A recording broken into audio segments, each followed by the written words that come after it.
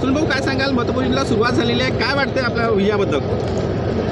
निश्चितपणे आमच्या कार्यकर्त्यांनी आमच्या बूथ प्रमुखांपासून तर आमच्या राष्ट्रीय नेत्यापर्यंत जे आम्ही संपूर्ण 5 वर्ष प्रचंड मेहनत घेतो आणि तळागाळापर्यंत कामं आमची झालेली आहेत, त्यामुळे मला पूर्ण विश्वास आहे की ही निवडणूक आम्ही मोठ्या फरकाने जिंकू आणि इथेच नव्हे तर संपूर्ण देशपातळीवरती पुन्हा एकदा तिसऱ्यांदा मोदी सरकार आपल्याला येणाऱ्या काळामध्ये आरूढ होताना दिसेल, हा मला 100% विश्वास आहे. किती मतांची तुम्हाला लीड असेल, काय वाटते? मोठ्या बहुसंख्येने आणि पहिल्या राऊंडपासूनच आपण बढत घेऊ हाही मला विश्वास आहे आणि आपण हे समजू शकता की 1 लाखापेक्षा जास्त मतधिक्याने किमान आपण ही निवडणूक जिंकू हाही विश्वास आपल्यापुढे व्यक्त करतो. आज विश्वास तुमच्या विरोधकांना आहे की ते 1 लाखाने जिंकतील? नाही, त्यांनी काय विश्वास ठेवावा काही नाही, तो त्यांचा प्रश्न आहे.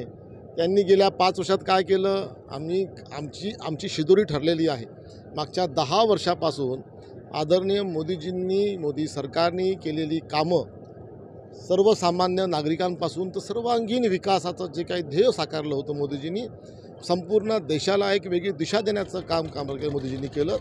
सोबतच ग्रामीण पातळीपासून आमच्या कार्यकर्त्यांनी, आमच्या सामान्य कार्यकर्त्यांनी, आमच्या राष्ट्रीय नेत्यांनी अहोरात्र जी मेहनत घेतली त्याचं फळ म्हणून आम्ही ही निवडणूक मोठ्या फरकाने जिंकणार आहोत. काही एक्झिट पोल आपल्या फेवरमध्ये दाखवते, काही विरोधामध्ये, काय वाटतं एक्झिट पोल बद्दल आपल्याला? नाही, मला ज्यांनी दाखवली त्यांचेही धन्यवाद, ज्यांनी आमच्या विरोधात दाखवले त्यांचेही धन्यवाद.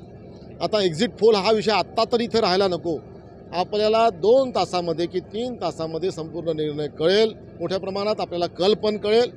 आम्ही जो विश्वास व्यक्त करतो आहे ते आम्ही केलेल्या आमच्या कामगिरीवरती करतो आहे. त्यामुळे आम्हाला आमच्या एक्झिट पोलवरती विश्वास आहे, आमच्या कार्यकर्त्यांच्या एक्झिट पोलवरती विश्वास आहे. त्यामुळे आम्हाला विजयाची खात्री आहे. थँक्यू. ठीक आहे.